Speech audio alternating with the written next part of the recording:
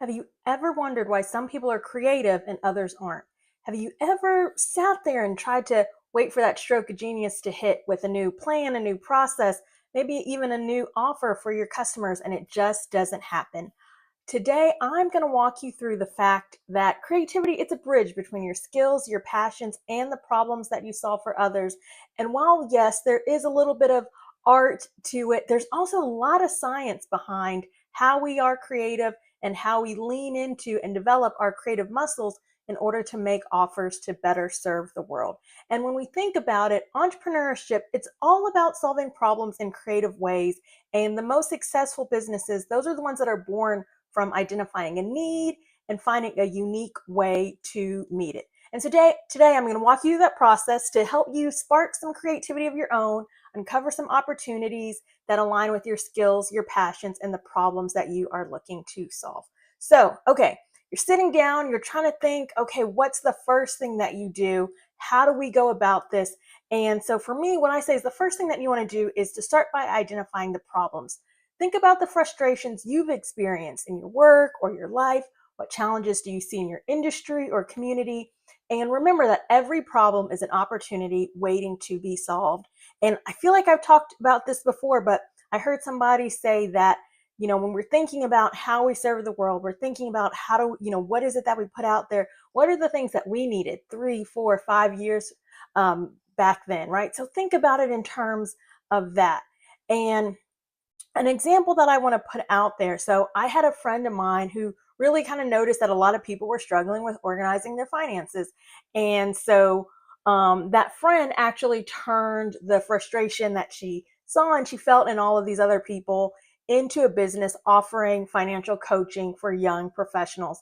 So when you think about it and you think about these problems that are out there, so many times the way that we approach solving these problems can be something that's amazing. So it's really forces you to lean into your problem solving skills. And I know you probably didn't think that I was going to say that creativity and problem solving were kind of the different sides of the same coin. But when you think about it, the way that you come about to solve that from a different viewpoint, from a different perspective, even those are the things that will help you to stand out.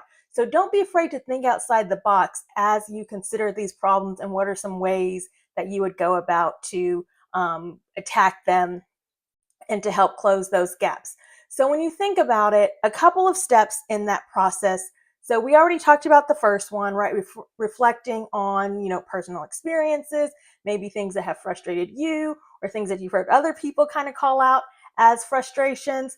And then the second thing that you want to do is kind of go ahead and consider your target audience. So who are the people rather that you're looking to help? What are their pain points? What are their unmet needs? What do they complain about or wish for? And I actually had a program that I went ahead and did tons and tons and tons of support with clients on called Interview Easy.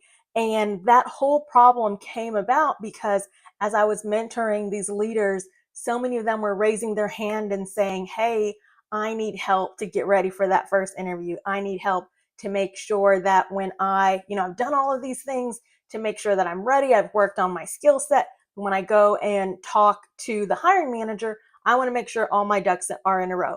And so that whole program, Interview Easy, came from all of my customers and my clients saying that they were a little bit nervous. Could I help them? What would that look like? And so sometimes when you think about that problem, sometimes it's even thinking about who are the people that you serve and what are the things that they're asking for more of? Where are they looking for help? Another thing to do, look at trends and gaps in the market. Maybe there's things that you see there. Are there emerging trends you can leverage, emerging technologies? And when you do this, it's really all about this identifying frustrations, uncovering inefficiencies, and exploring gaps. And when you can find kind of where all of those three meet, that's going to be where your opportunity lies. So, okay, so we kind of talked about that. And then the next thing that I want to talk about is aligning this whole idea of like aligning your skills and your passions. And we've talked about skills and passions a lot. It's something that I'm extremely passionate about. But when we think about it, it's all about, what are the things that you're good at? What are the things that you naturally love doing? And when you combine a problem that you see and a passion that you have, magic really can happen in that intersection. So maybe you're really good at simplifying complex concepts and you love teaching. Maybe you could create an online course to help people learn new skills. And again, here it's all about how do we take the things that we're really good at and how do we take the things that we enjoy doing and combine them in an interesting way. And here's the thing that I want to kind of put like a bug in your ear, so to speak. It doesn't necessarily have to be like this beyond perfect thing that's already out there. Sometimes putting like really weird combinations together can be really great too. So when I think about it, I'm working with another client who loves fitness, and they have actually ran, I think, 3 or 4 marathons now. And we were kind of talking about, hey, is there a space where we can take everything that you love about fitness, and that being something that they're skilled at and have a passion around, how can we take that and tie it in a really interesting way to serve others? And I think we're going to make some really cool magic out of that. But if you're passionate about fitness, right, skilled in communication, maybe creating like an online fitness coaching program targeting busy professionals. So don't be afraid to think outside the box and really try to find like a unique combination here, because that's where some really cool stuff happens. And this, again, it's all about how do we align your skills, ignite your passions, and solve some really meaningful problems together with you and your clients and the people that you're out there serving in the world. And then the next thing, when we go through that, it's all about this idea of ideation and brainstorming. And I personally love brainstorming. It's one of my favorite things to do. And whether you have some cool software to do it, whether you have a pen and paper, I have a good old whiteboard behind me. However you do that, right? That's where you ask yourself really, really bold, like what if questions. It helps you, reimagine existing ideas. And going back to kind of what I talked about in my bullet number 2, how do you combine these really unrelated concepts to create something new? So, and in this space, it really is like the wackier, the better. So like, what if you could create a meal plan service, specifically for families of picky eaters, or an app that helps, remote workers stay connected and productive? So it really is allowing you time and space just to think outside the box. And this is where those different perspectives come in handy. This idea of we're trying to find a unique perspective comes in handy. Yes, some of the first things that you put out may be, the status quo or the things that you would think of, but ask yourself, what if? Don't be afraid to really go for it here. So when you think about a what if question, they're going to be things like, what if I could teach people to do X in half the time, right? What if I could create a product that solves Y, and jot it down? Again, your app, your pen and paper, your whiteboard, go ahead and jot those down. But this is where you really push yourself to think a little bit differently, a little bit outside the box, and see what it is that you come up with. And another thing that I use here is this idea of called the substitution method. So it's where you take an existing idea or business model and you substitute key elements to make it unique. So if kind of the standard is a subscription box for fitness gear, right? Like we've all seen those out there. So maybe it's a subscription box for eco-friendly office supplies, right? So how do you kind of change or tweak things that are already out there and look at them from a different perspective, or see how they can help a different type of customer, or present a different type of product? And again, a lot of times we'll find some really cool ideas, some really meaningful solutions, and some magic that occurs in those types of spaces and ideas.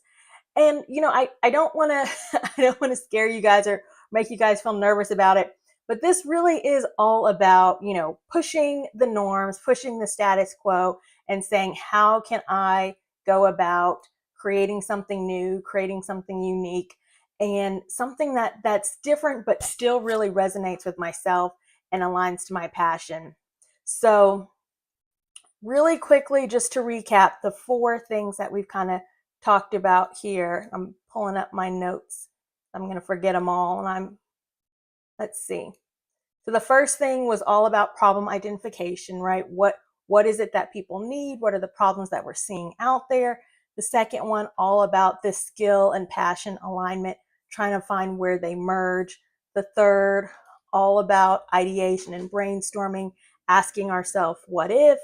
Using the substitution method, using the combination method, and really forcing ourselves to look at our offers, our solutions, the way that we want to show up for our customers from different angles, from different perspectives that we may not have considered before in the past. And then the last thing when it comes to sparking creativity is taking the time to do just a really small opportunity evaluation, right? So assessing the feasibility. Do you have the skills? Do you have the resources to execute this idea? Is this something, you can start small and scale over time? What do the possibilities look like? Evaluate market demand. Is there a clear need? Is there a clear desire? Is this something that people are asking for? Are we able to understand who our target audience is? And will it make sense for them to pay for whatever solution, offer, support that we're putting out there? And then lastly, consider the impact. Will this make a meaningful difference to your audience? Because sometimes we have really good ideas, but sometimes, they may not be the ideas that will resonate the most with our clients. They're not going to be the ideas that are going to be the most meaningful. So we want to make sure that we're providing meaningful value to the people that we serve. So take that time to do that opportunity evaluation to ensure that all of the things that we're putting out there have that chance to land and land really strongly with our target audience. So again, take some time if you have not already to spark creativity. I like to go through this process probably about twice a week, sometimes a little bit more, just because it's, I feel like especially in today's world, like so many things are changing so quickly. So making sure that I'm tapping into my creativity on a consistent basis not only keeps me on top of my game, but make sure that I'm providing services, solutions, and connecting with people in the way that resonates with them the most and in the way that they need me to connect with them. So take some time, do that for yourself, do that for your customers. They will thank you. And if you have not already, go ahead and share this with somebody who you think will benefit. I appreciate it so much. And I hope that everybody has a great rest of their evening.